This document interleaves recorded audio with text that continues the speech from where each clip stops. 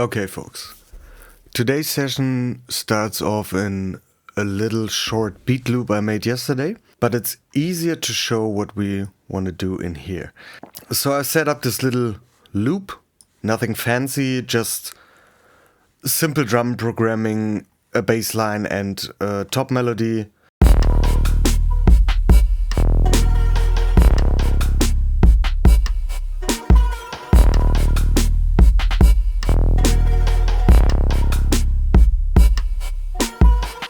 It's just for demonstration purposes, it don't need to be pretty for that. What we're gonna do now is sidechain our bass, it's a Thor patch, and we sidechain our sampled melody. All at the same time, triggered by the kick. We hit tab to go to the backside, and for this example we take send 8 and we need a device here. Basically you could use a splitter and merger for that in the split mode, so we get multiple outputs, but I guess that's a little bit boring and you have to connect multiple into ones if you need more than 4 trigger destinations. So we got this audio splitter here from Blamsoft. This is free and we could hook it up easily into another. For example, you could use every splitter you find in Reason, but typically we go from send 8 into the in, and from here to our next destinations. If we need more, we could just hook them up like so and distribute up to 13 to another instance. So we could do this and we get a lot of outputs if we want to, but I guess one instance is enough for this. And what we do now is we go into the sidechain input of the bass and into the sidechain input of the Koto audio sample. If you want to get fancy with this, you go to effects and incorporate a sidechain tool, but important on that is to put it in the last stage of your effects. So we hook them up just by dragging them up whilst holding shift, and we reconnect our sidechain trigger here. If you use it over the sidechain input, as you know, you need to handle it in the mixer, in the comp region in the mixer. If we use sidechain tool, we could just use the internal audio trigger or even the sidechain mode here.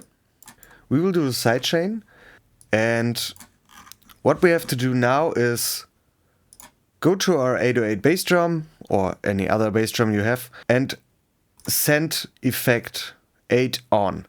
So we send our bass drum to the send effect, and if we go into the rack, we send our track 8 into all the destinations we needed. We even could incorporate a low or high band on this. What is cool with this trick, we got the option to select and deselect our send effect 8, so we get instantly a preview without everything or with everything. So we easily got that going here. In case you didn't know, please go to the video settings and deselect auto level match, or what it's called in English, I don't know. Please deselect this option. I have nothing more to say than that. So if we get a listen without our sidechain,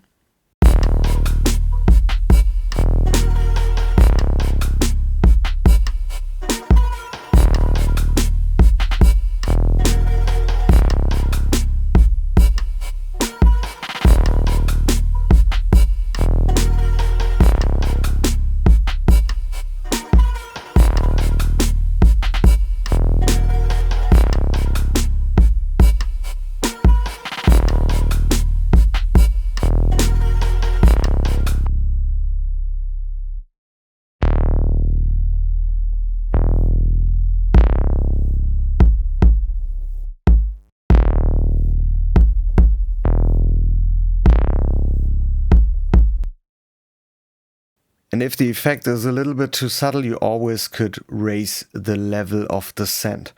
So let's crank this.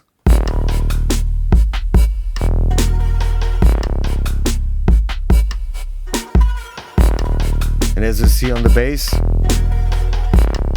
it's a little bit reduced every time the kick hits. Yeah, you could set up multiple send effects with this, so you get different trigger times than the bass drum. For example, you could use the snare or any other instrument if you got short brass steps. You want to avoid that it clashes with other sounds, so you could focus on that by using this send effect trick. Otherwise, if you are lazy as me, you select all your inputs, route them to a new bus, and sidechain this to the kick. I guess that's a cool little trick for today. I hope you enjoyed it. Please leave a like and a comment, and see you next time. Have a great time.